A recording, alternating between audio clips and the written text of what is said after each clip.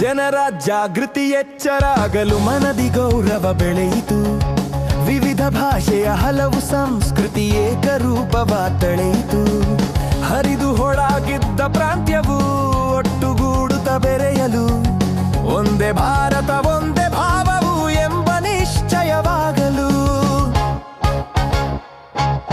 ಮೇಲೆ ಉತ್ತರ ದೇವ ಪರ್ವತ ಶರಧಿಸುತ್ತಲೂ ಇರುತ್ತಿರೆ.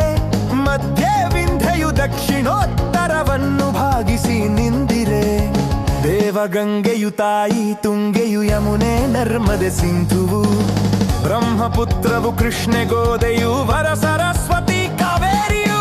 ಹರಿದು ಎಲ್ಲೆಡೆ ತೊಳೆದು ಕಲ್ಮಶ ಭರತ ಭೂಮಿಯ ಮಡಿಲಲಿ. ಸರಸವಾಣಿಯ ಕವಿಗಳುಲಿದರು ಭರತ ಮೊಳದಲು ನಭದಲ್ಲಿ. ಹಲವು ಕುಲಗಳು ಬಿಡಿಯ ನುಡಿಗಳು ಒಡನೆ ಒಂದೆಡೆ ಸೇರಲು. ದೇಶ ಒಂದೇ ಎಂಬ ಭಾವವ ಜನರ ಎದೆಯಲ್ಲಿ ತುಂಬಲು.